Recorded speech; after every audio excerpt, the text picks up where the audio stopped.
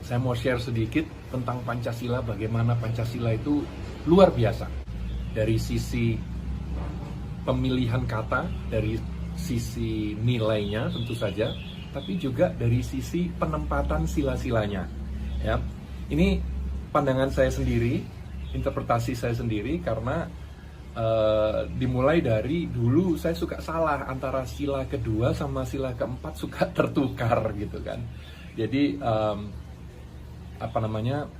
saya kemudian mengingatkan diri sendiri dengan cara seperti ini. Ya, pertama, ketuhanan yang Maha Esa. Kenapa ini harus di awal? Karena memang Tuhan itu dasar dari segalanya, dasar dari moralitas, dasar juga dari tujuan hidup. Apa arti hidup ini kalau tidak ada Tuhan, seperti itu. Nah, kemudian yang saya suka juga adalah pemilihan kata Esa. Bisa diinterpretasikan oleh masing-masing kepercayaan dengan cara mereka sendiri-sendiri. Ya, jadi kalau dalam Islam, Esa betul-betul satu, jadi satu, ya, satu Tuhan. Kalau dalam Hindu dan Buddha, menyatu, Esa menyatu. Kalau dalam kekristenan, Esa diartikan kesatuan. Jadi betul-betul pas ya untuk semua kepercayaan yang ada di Indonesia. Luar biasa. Kemudian kemanusiaan yang adil dan beradab. Kenapa harus di sila kedua? Jadi dari Tuhan langsung berbicara tentang manusianya. Manusianya kalau mau adil dan beradab harus dekat sama Tuhan. Makanya sila kedua harus berada dekat dengan sila pertama. Kemudian baru kita berbicara kalau manusianya sudah adil dan beradab, ya, karena dekat dengan Tuhan. Kalau tidak adil dan tidak beradab berarti nggak dekat dengan Tuhan dong. Kalau misalnya dekat dengan Tuhan, merasa dekat dengan Tuhan tapi tidak adil dan beradab, waduh, ada yang salah ini, gitu kan. Nah, kalau sudah adil dan beradab, kita bisa berbicara tentang nomor 3, persatuan Indonesia. Karena kalau tidak adil, tidak beradab, waduh, sulit menyatukan, gitu kan, kepentingan masing-masing agama,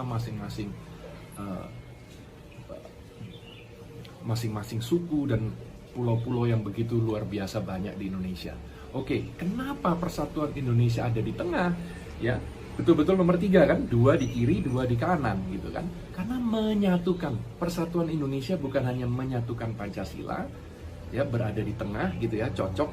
Tapi kalau tidak ada persatuan Indonesia, ya tidak ada Indonesia, gitu kan. Jadi menurut saya luar biasa bahwa persatuan Indonesia itu ada di tengah. Dari situlah kita masuk ke sila keempat tentang demokrasi ala Indonesia.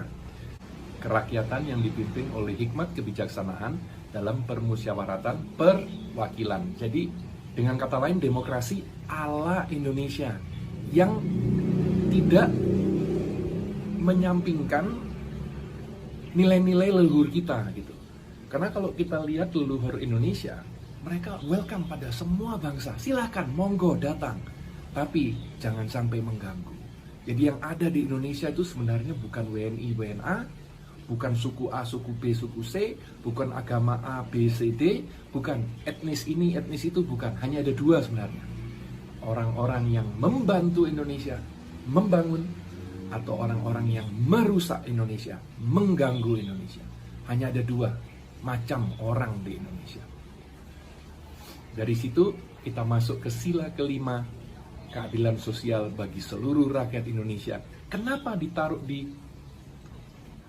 posisi kelima? Karena ini adalah tujuan dari berbangsa dan bertanah air, supaya kita semua merasakan keadilan sosial yang merata untuk kita semua. Itu adalah tujuan daripada adanya Indonesia.